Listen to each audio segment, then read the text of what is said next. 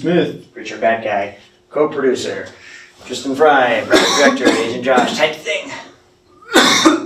Okay, sorry. We gotta make a Dr. Pepper joke sometime through in here. We have to. He's drinking his Dr. Pepper. Alright. Clap synced audio. The audio's already synced. I was gonna say, the audio and camera probably come from the same place. It does, because I had to bring a flash drive, a jump drive, whatever they call it. Yeah. No, when I started my YouTube up finally, and dude, like one of my videos has 600,000 views. It's crazy, but it's just Steve being broken. It's of course Smashy Bros. Smashy Bros. And to sync the audio, I have to use a microphone because like if it's just me and Brock playing, I have to use our microphone and then like clap that way they can see it. You get the point. It just syncs the audio and video. Yeah. But yeah, ready to get started? Yeah. I guess I might as do the hello thing. Always good to be there. Hello, I am Tristen Fry. This is. Really? This is. Who are you? Let's do that again. I spoofed. Just do. I'm Tristen Fry. I'm Hello. Kaestin Smith, and we're the cast of Moosion Impossible Cowabunga. I'm thinking I'm gonna have the pending. I'm gonna have to think it through, but I might have the trailer drop Friday and then have this drop next Monday. Get marketing going and see if we can have a little bit of this be shown on the news. Mm-hmm. This is gonna be rough to. For sure. I'm running into. I think I sent a message in the thing where I'm running into like was going good with getting the go-kart scene planned, but then like because it was with Rush Funplex, and then like higher ups came and said save it for the thing, that way we have something to talk about. Well, I can't. It's not good to talk about this. Like I won't put it in the marketing because it's. But like it's the thing involving insurance. We are not an officially registered organization, so we don't have a certificate of insurance. So there's no way to like if something happens, we can. Yeah. Who's gonna pay for it? Like technically I can, but it's good to have a certificate of insurance. I'm waiting on them to get back, and if not, I'm gonna have to go back and like maybe like we're gonna make it be a golf cart race or something. That would be a lot of fun. I'd have to talk to Riverside or something because they let people drive their go-karts around anyways to see if I can like get a slip in, get know my grandma knows the people who owns the place. But by the way, if you're gonna like touch someone, use your hand that's away from the camera just so you don't cover your face. You want to have your face kind of out there. Maybe let's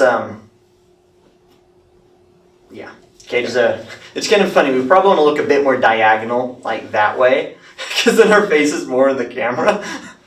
We could scoot towards me. Scoot towards me. There we go. Now let's get going. Hello, I'm Tristen Fry, and this is Kaestin Smith. And we are the cast of Moosion Impossible Cowabunga. I love that name. It is very unique. I like how it fits the style of the movie very much. Much better than the final Moosion.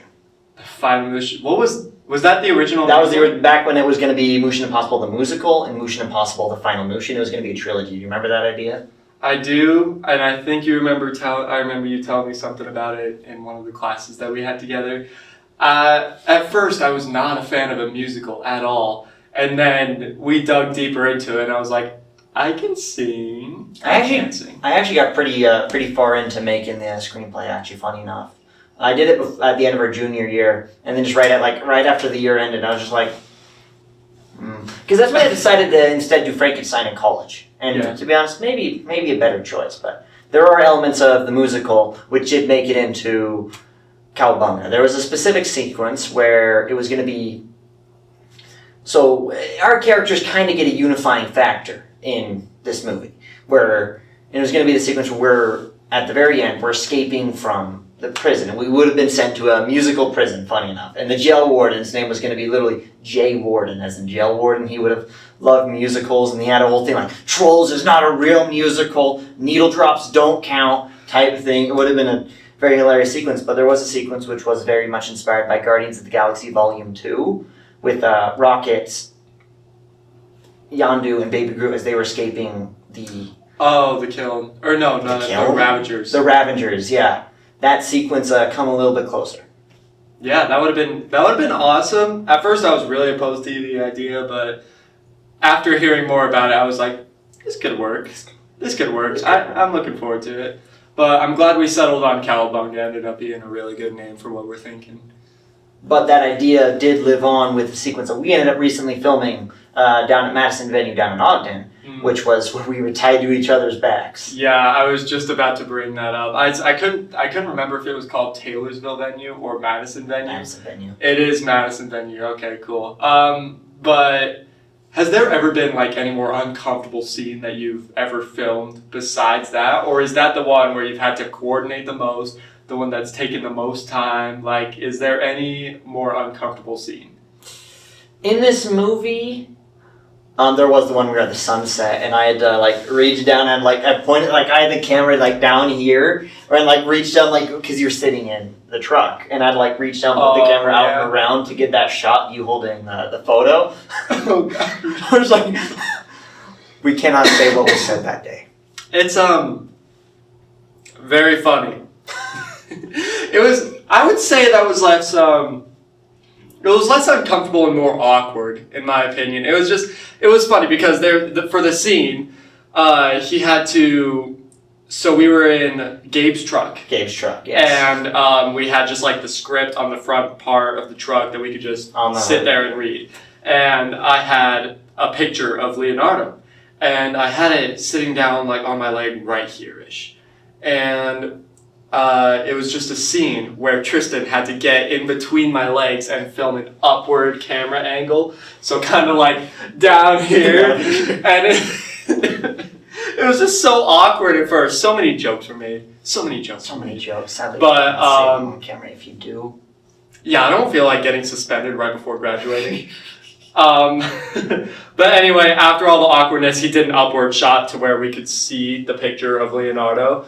That was a lot less awkward. It was more. That was a fun scene to do because we ended up having Shy on set. Shy, who was not actually a part of the film. He was just an extra, but it was so much fun to have him along. It wasn't even an extra really because he didn't appear on camera at all. He was just there. It's because we were doing your promposal that day. Oh, that's right, dude. That promposal was so cool. Check it out on Instagram. I'm gonna bleep that part so you don't market yourself. You're the only work at my movie. That's the deal.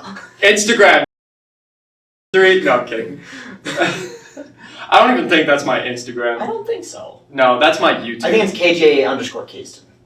I think it is. I remember people's names. No, KJ Conk's my YouTube. Anyway, once we filmed the upward scene of me, having the cow on, just holding the picture right here, and even then, you had the camera angle so much more further down than it had to be. Like, dude, I remember you filming over my shoulder, and instead of having the camera go right here by the photo where it needed to be, the top of the camera was right here, so you could still see the photo, but the rest of it was like all the way down here. You could see my abs, and I was like, dude, that's no leaks, but like no leaks.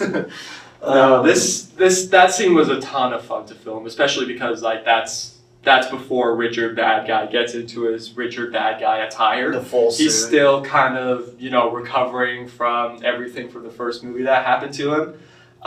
What behind the scenes can you tell us about what happened in between the last movie and this movie? A lot of funny complications regarding things, but it got me to really kind of think on how to advance with a story. Because we wanted to tell something that was more. We were doing these films that were a lot of fun. But I think after making Frankenstein in college, I kind of thought, I can make something that can be more than just entertaining, but something where the audience can take something away from it. You looked at the first Moosion Impossible, there's kind of the underlying theme about the idea of like, hey, don't manipulate your friends for your own will.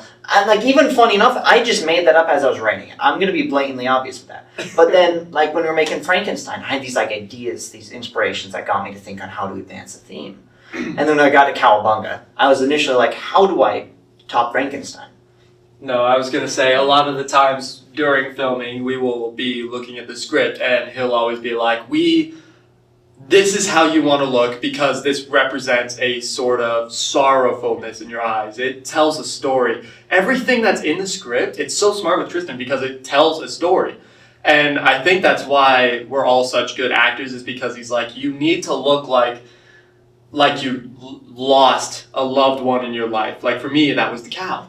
The cow. I lost the cow, and that was the beginning of my arc. That's like, I need to do everything in my power to get this cow back, because in that point, it was less about me having money and about having something to care for, which was the cow. That was genius. I gotta remind myself. I have 2 notes here. One, what is it like to work with Leonardo DiCaprio? Oh Lord! So being the main accomplice to Leo, who, funny enough, multiple times I always say Leo, because popular influencer in a game that I play, MK Leo, if you know him, you know what I'm talking about. But I always say Leo instead of Leo, and I think that in itself represents that I don't know the cow well enough in order to play my character. But oh my gosh, the scenes where I get to like interact with the cow, so much fun, because those, like Moosion Impossible 1, when we filmed the scene of him and me playing Smash Bros, and we had to coordinate the characters and everything. He was like White Donkey Kong and I was Kazuya, because it made sense with our characters. It was genius. It was so much fun, and just having the scene of the cow going to sleep suddenly was like such a. It's not. It's just such a scene that you would not expect to be so dramatic or have so many ties to, but where it's the sense of like, that's the best part about it, because one, so many bloopers can come out of it. I'm the blooper man. I do bloopers on purpose, and it's not good for film at all. Tristen tells me multiple times, he said, get back on track. I said, okay, but this would be funny. Do not twerk in front of the camera and taking a shot of the sunset. We don't talk about that. But no, I'm the blooper guy, and it's not well for my character, because we're the 2 main characters, I would say, us and then our super secret villain. No, we all know it's Avi. Okay, to be honest, knowing Avi, he's probably told him, I'm the villain in this movie. And so it's like, I'm kind of getting to know in the way where it's still kind of a surprise that he is exactly who he is. Like, you kind of assume his character is kind of a villain early on, but I'm trying to make it so you like him. Oh, yeah. Just continue. We are opposing forces as characters. Oh, yeah. But in the end, it's all about friendship. It's about friendship. You know, it's the Godzilla versus Kong. I want you guys to know, when I punch Tristen, it's not a genuine hate punch. Me and Tristen are besties, okay? I couldn't wait to get all that rage out. All that bent up rage from every time Tristen has betrayed me, every time we've had a fight. No, me and Tristen are besties. I didn't mean anything by it. But it was cool because it felt like a genuine punch. Mostly. I actually did edit that scene last night. And color graded it. I think I posted about that. Yeah, was it good? Did it turn out well? Oh, specifically the lighting alignments, it's not as bad as I thought it would be, because you know how we're going in a circle around the parking lot in the bed of my truck. It was completely just bum, bum, bum, bum. It was just a square in the upper parking lot. So we're just, the whole time we're just doing circles in the parking lot. And Tristen's worried. He's like, I wonder if people will be able to tell if this isn't Madison venue, because if they can, it doesn't make as much sense anymore. And I'm like, I feel like it'll be fine. The camera's pointing up towards the sky. You can see a couple trees. No one knows where Madison venue actually is. The only people who have been there is my hiking class, or that's at least during school, because we went there on a hiking thing and it was a lot of fun. But yeah, it turned out well. Yeah, it's funny that little encounters where they're very worried with the details. You remember the one day where we were filming in the lecture hall basement, and that was fun. We were supposed to have I was supposed to have your costume ready, but it had not arrived because Amazon was a jerk and said, okay, Friday morning, Friday afternoon, Friday night. It was really annoying. The new bad guy. The new bad guy suit, and so there's I look fine in that suit. By the way, it's fire. It's you'll see at the beginning because it's got a transition from Richard Bad Guy recovering from the first film. So he's poor bad guy, you know? And he's trying to, because he spent all his money trying to reclaim the cow. He's on a constant mission of doing nothing but thinking about the cow. So he doesn't have his fancy clothes, doesn't have his fancy watch, which is what the hairstyle is about, really, because it kind of represents the passage of time and the stress that Richard Bad Guy has gone through, which is really cool. I mean, this wasn't on purpose. This wasn't just for the film. Everything about it was accidental. It's so funny. Where the whole thing with the clothes change was entirely because a last minute thing where the costume didn't arrive. And I remember because I texted you the following like a really long paragraph where I was like, okay, we can make it work with this and this and this and this. You just have to work for this and this and another one for this and this. And your response was just, calm down. It's not that worried. You're like, I'm worried. Don't worry, it's okay. I'm worrying right now, man. No, it ended up working out really well. It was super cool. We had Cap in that scene. I got a super cool... Oh, just wait for it. It's going to be so much fun. The Cap cameo. The Cap cameo. Dude, it's... Oh, I can't wait. The red carpet's going to be so much fun. I can't wait for you guys to see this film. We've worked so hard on it. Tristan's worked so hard. He's been countlessly editing and Sleepless nights. Yeah, man. Dude, I think the filming itself is super hard.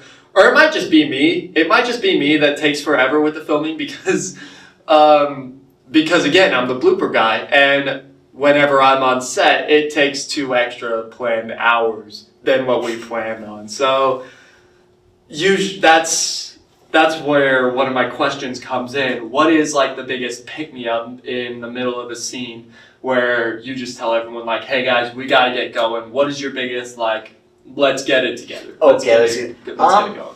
It's a bit interesting because I almost always work with small crews.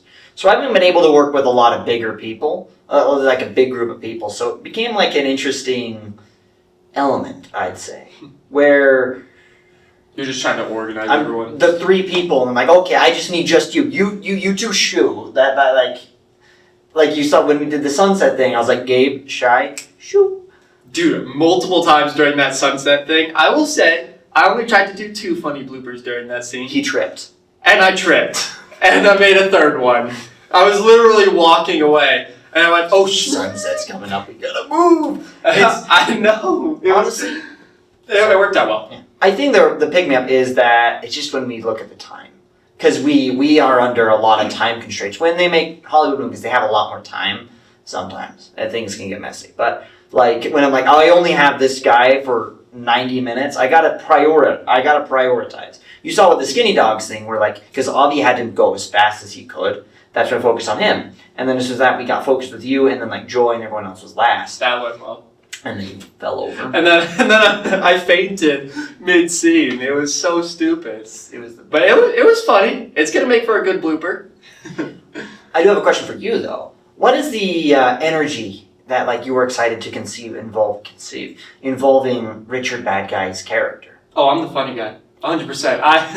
Like I say, I'm the blooper guy. I try to make everything funny, which does not work well with my character because Richard Bad Guy in and of itself is a serious character. He has a set of priorities. He wants to get the cow no matter what it takes. Anything. Which is why, I agreed to team up with Agent Josh because I'm like, I do not trust this guy one bit, but if it gets me any closer to the cow, I'm going to do it. So mixing that with my real personality, where you can ask any of my friends, I never tell any secrets that they tell me. If my friends are like, don't say anything about this. This is not funny. I swear I am not joking. Do not spill this secret. I am locked like a box. But when it comes to the funny, oh my goodness, secrets spill out like crazy. My friends will be like, dude, I told you not to tell that to anyone. I was like, what? The context is funny, dude. So the fact that with the character who's super serious doesn't really coordinate makes me a little bit of a harder character to film with. But it's really when Tristen is like, guys, we need to lock in, and like everyone starts getting stressed. When it starts getting stressful, I'm like, okay, maybe I gotta tone this down a little bit. I'll stop being as funny. I gotta start doing things in the time constraints that we need because most of the time I have to leave for work right after. There's always work. No, every time we go to film something, I've got work like directly after. So as soon as I get done with filming, I get to go watch a bunch of films up at Cinemark, and immediately, I think that also helps with my character being able to work at a movie theater. I get to see acting and how it actually works. and getting to just go watch these movies for free and just see how the actors, like, their step for step process, and I'm witnessing, like, okay, this is cool.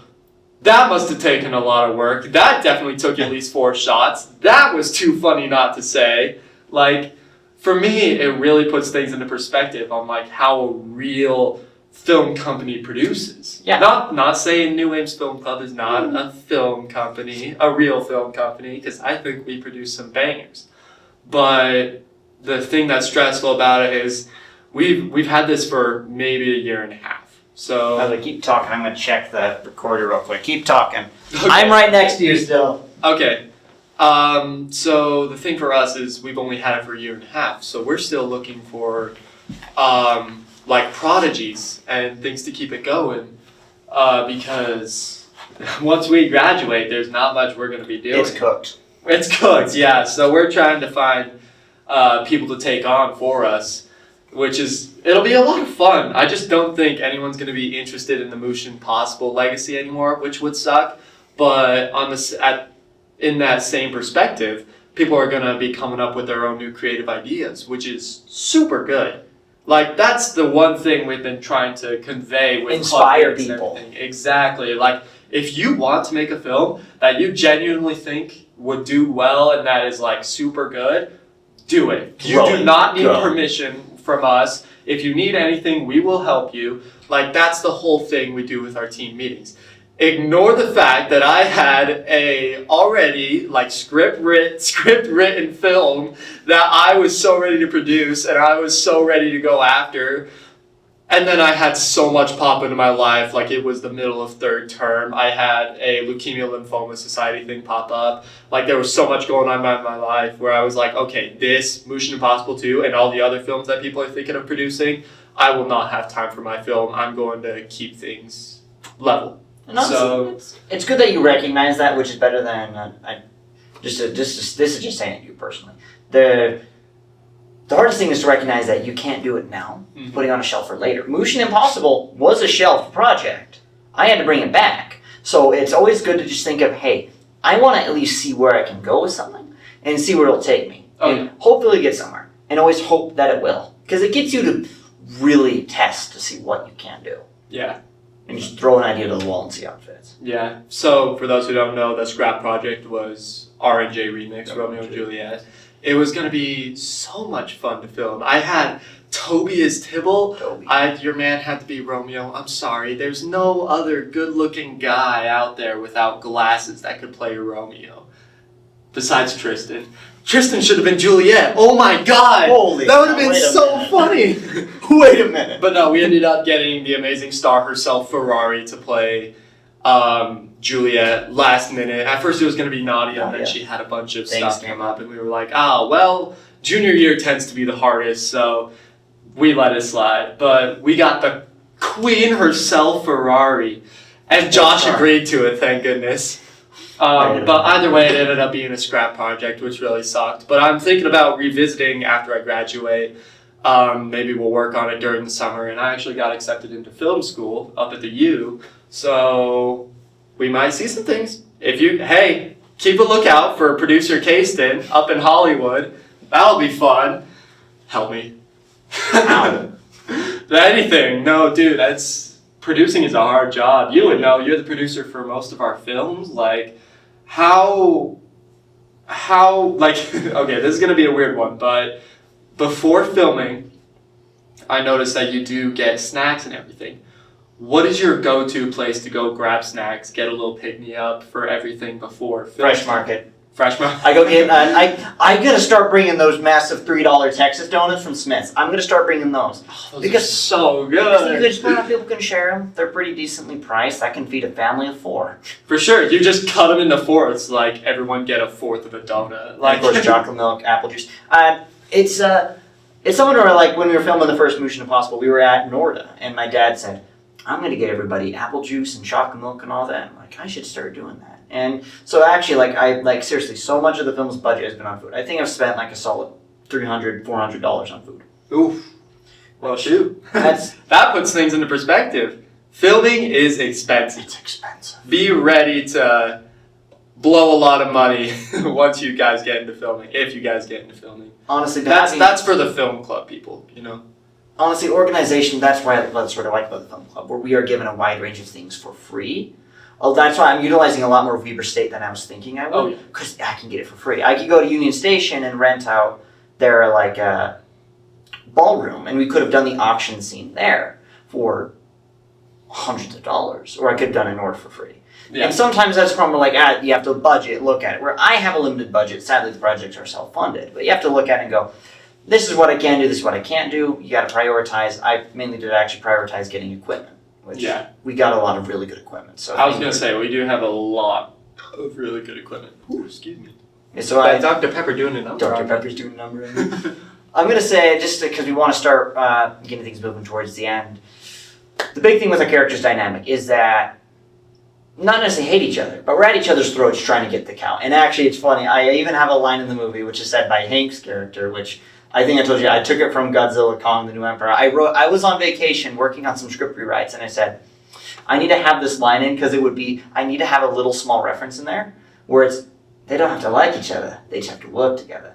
And Hank character, Yevgeny, actually says that to me to try and get my character to calm down. My character's a problem where I'm a bit more, I act strong in film, but I can get extremely loose. And the big thing with me was having to reunite with you. Because I was thinking, like, I can get the count, I can forgive myself.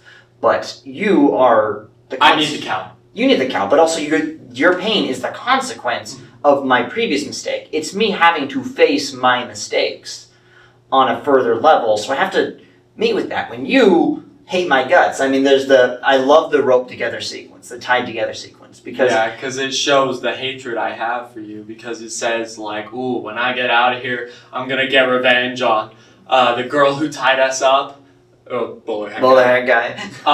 And that agent who locked me away. And Tristan's like, oh no. Because then there's this dynamic where I'm trying to keep myself hidden a secret from him when we're both trying to escape and we're tied together. We're forced to work together, and like we work, it shows that we work well together. It's like this subliminal thing where you have a problem with somebody, you can still work with them. You can get things up to still work. And I like that. That's something our characters go through, where by the end, our characters are together. And in fact, the end of the movie is focused on that duo with the hopes that that can be a continuing thing. Where it shows that, like, because this film slightly ties into senior graduation, how we're seniors.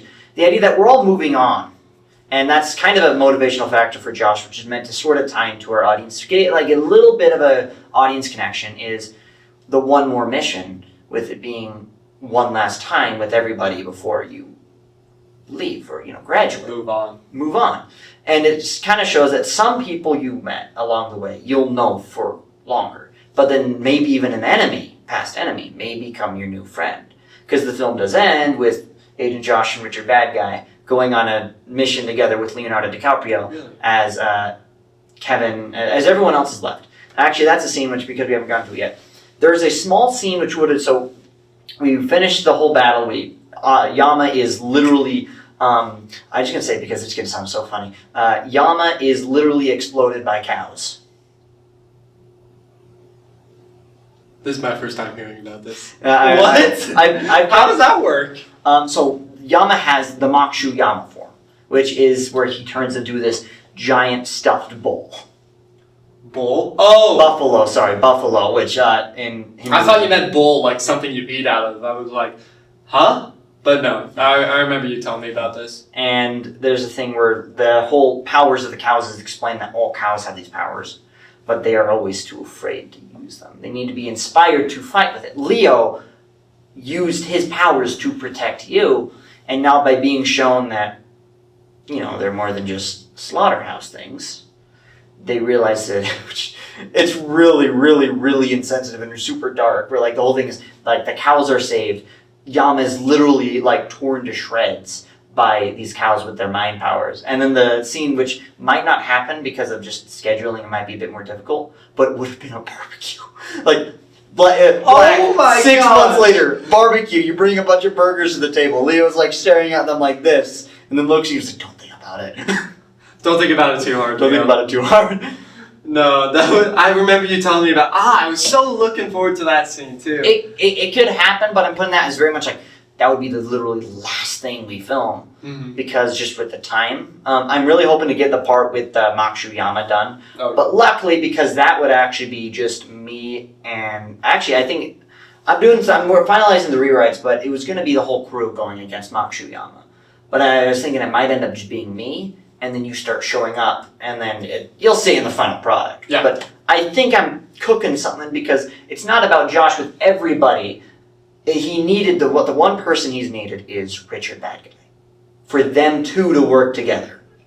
And so we could utilize that. And actually, filming might be done for those scenes at Joy's barn. Like she lives on a barn. She was telling me about that. But the funny thing is, so she said, like, just make sure you bring duct tape to cover Kaestin's mouth because there's a skunk den. Oh, yeah, so many swear words would have came out. Dude.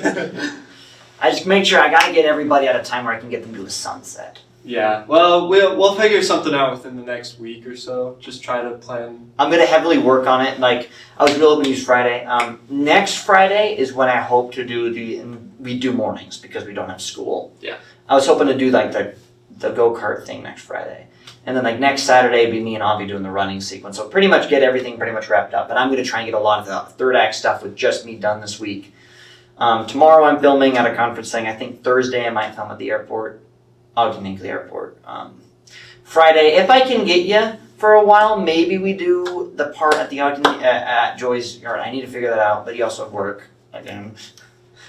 I'll figure it out. I would don't know. be like I get my noon. schedule tonight, so Okay. we'll see. It would be just like at noon, but yeah, I don't know. We'll figure that out. Because there's a lot of other things I can substitute and switch around. Because I'm trying to get Toby, Anna, and Rosalind stuff done this week too. They have one more scene. I'm glad everyone's going to be back. Literally everyone from the previous cast and more is going to be back. It's going to be so much fun. I cannot wait. The only person, no, there are actually only two people couldn't return. Because yeah, everybody's back. Everybody's here moment. The only person Who's? Oh, Brennan. Logan. Oh, Logan, the security guard from the last And movie. then Cameron. I reached out to him to possibly play the president again.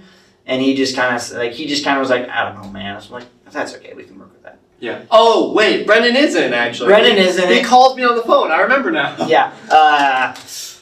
I need Union Station to respond to my emails. We'll figure it out. We're on a very tight time constraint because we got 3 weeks. I mean, technically we have 4, but I don't think we want to show this movie on a movie Monday on a week where most people will not be showing up to school, the last week of school. I'm shooting exactly for May mandatory. 10th. I'm shooting for May 10th. May 10th? And I'm Yeah, 2 afraid weeks. to announce it. I just need to fully kind of get things that fully planned out. Because like Saturday, literally like tomorrow, like the next 5 days I'm doing nonstop filming. Saturday, even on my freaking birthday, at graduation from Weber State, I'm still going to go and I have to film something that day. But honestly, it's a stunt. It's very cool.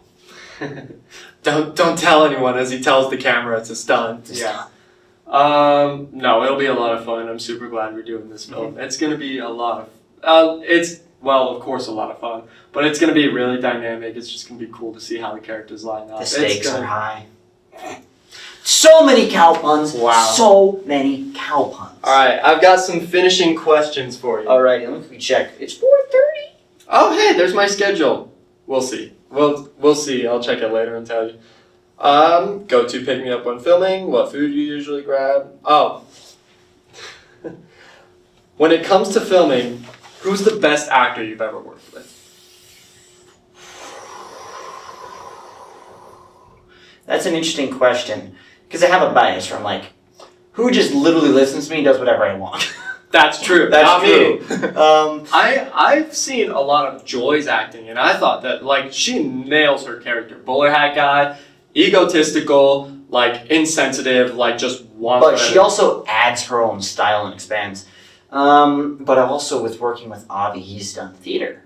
And he knows how to do it. But I haven't done enough filming with him to where like, and given him enough potential. Most of the scenes, it's him like, I have a mask on, and I stand ominously. He does try and have fun, but I gotta wait for a scene where he has his potential. Like the sword fight between you and him, which I'm still working on getting that, like, location verified still. I was gonna say, that's probably taking a little more time. Because that was gonna be either on top of a barn, Because it would have been this whole... That would be crazy. And I would have had, like, Brockton's drone camera, like... Oh, but then it might be done at, like, an overlook of the area. It's meant to be Yama's mandir, which is Hindu for temple. And it would have been... It's Yama's personal stakeout. His personal kingdom. And it's just, like, this, like, open land, which is an empty farmyard. Still really cool. Like, it's... Dang. I can't wait. I don't know if we'll be able to do the sword fighting on the top of it. Is it like the roof of the barn on the roof? Is there a way to get on top of that? There is a way to get on top, but I'm looking for one with a flat roof. Oh, dun dun dun. Because I was gonna say, if there's a roof that's like... Yeah, it would be like dun dun dun. But it's hard to find one that I can't contact. So I might end up doing the one where it's an overlook pass. Yeah. Which that's just safer, probably. I was gonna say, that'll be okay, too. Who's the easiest person to film with? Like, who just makes time fly by and makes everything super easy? I've seen... Other than myself, I can't say myself. I was gonna say yourself pretty well, just because you know your characters, you know how the other characters... I know what I want, yeah. I've seen a lot of Hank be really quick, easy, fast, but Hank is also a really chill guy. He's really good at the character he plays. Yevgeny and Hank are the two perfect... They are one and the same. Hank is Yevgeny. Like, there was a thing where it was just meant to be Hank's reaction to discovering that Bowler Hat Guy's back. Because he doesn't have many interactions with Bowler Hat Guy, so there's hardly anything. But there's, like, moments where, like, actually, like, it was just meant to be Hank sort of, like, because he's on the comms, and he hears Bowler Hat Guy's voice. And Hank's supposed to go, like, he said, no, let me say capitalist scum in Russian. So it's capitalist scum, something like that. I don't know. You're going to put captions in that just says capitalist scum or like... I should subtitle his Russian stuff. That would be really cool because I remember Hank, he told all of us, he was like, I've been learning a little bit of Russian for my character. And I was like, now that's commitment. Whoa. Who's the hardest person you've ever worked with? Like who just never wants to cooperate, never wants to get anything done besides me? I feel like, again, I'm the blooper guy. I just constantly am looking for the funny. I'm going to say, when I was doing the original version of Mission Impossible, it almost made it into production. I actually did make the props for it, and one of them was a cardboard car. I had harvested cardboard to make a cardboard car, which sat in my basement for like 6 months before I just got rid of it. Before you scrapped it, yeah. But there was a person I reached out to for it, and they never responded. They ghosted me about it, and really? I think it's because... Did you ever film any scenes with them? No, I never ended up getting to film that movie, but I had pretty much planned it all.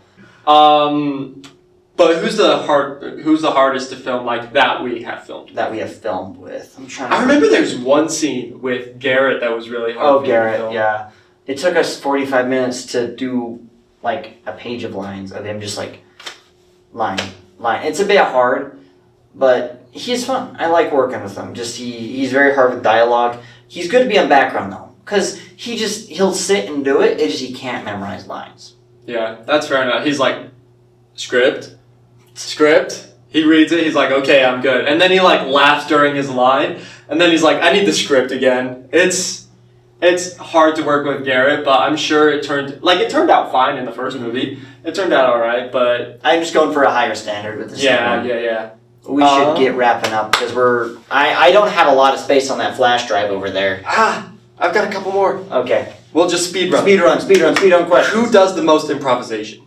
You. Okay. And then, also, Avi does a lot of improv. Brooklyn kind of does. Really? Like, that's the last person I would have thought. There's a day where she does and days where she doesn't. But overall, either you or Avi. Who makes the best bloopers? The best, not the most. I know I make the most. Who makes the best? I think Brockton. Because whenever Brockton messes up, it's genuinely like... It just ends up being so funny, and it's completely by accident. Big feet. That one was totally that should have not been put and he in the didn't actually get the joke until I told him. He still put it in the bloopers in the main film and everything, and he didn't know what the Bigfoot joke meant. Hey, admin never knew, so... It was funny. It was very funny. Who really makes the film come to life? Everyone. Really? It's not just... Because, like, it's not just, like, it's not just the actors who act. It's the director who brings out the vision. It's the writer who knows what they're doing. It's the people who are in the background. How long was my flashlight on? Was I reading all those with my flashlight on? Yes, you were. Dang. Oh well. Devin Brown. Devin. He is in the background a lot. He was in the background for 4 or 5 scenes, and he still could play like a stone-faced, cold character really well.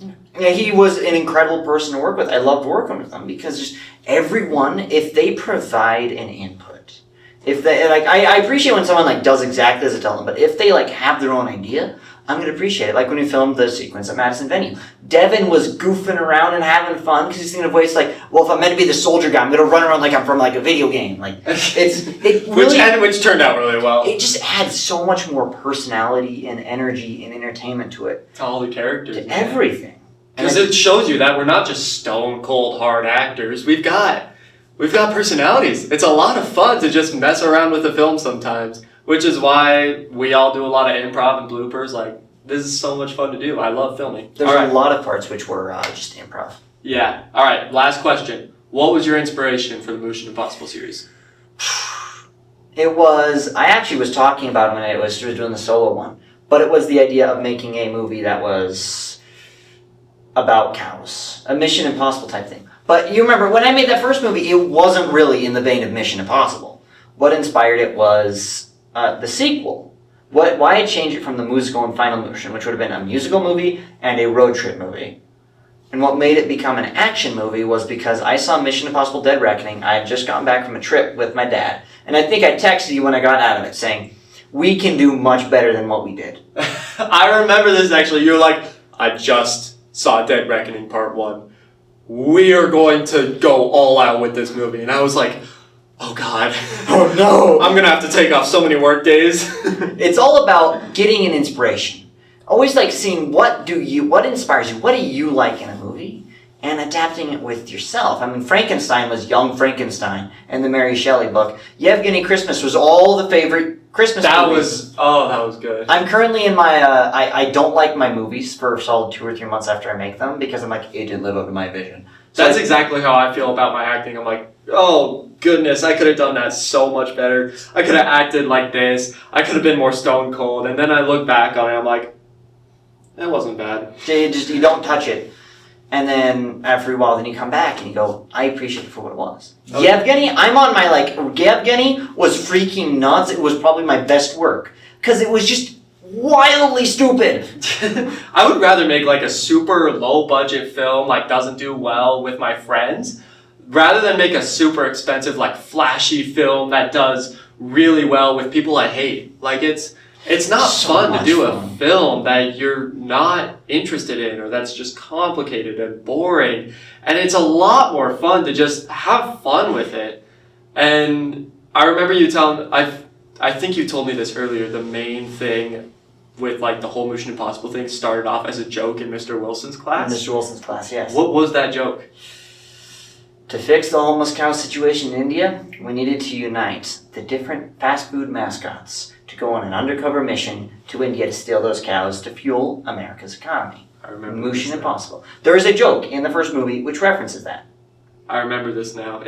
I remember that you were talking about, I think it's in the first film that you say, let's just gather up all the mascots and take all the cows from India, I think is what that was the idea. And Fred Bial's was like, no, out. And we're no, out.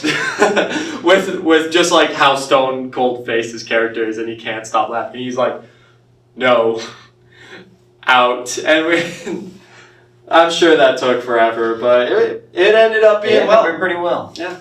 Well, this was fun to do. It was. This was a lot of fun. Thanks for having me on. It's really gonna be so cool when it goes live, because this is just something for marketing, you know? Yeah. It'll just be 2 bros hanging out talking about their new film. About their new film. Oh, I can't wait to finish it. It's gonna be so good. It's gonna be way fun. I gotta pee. Thanks for hanging with us.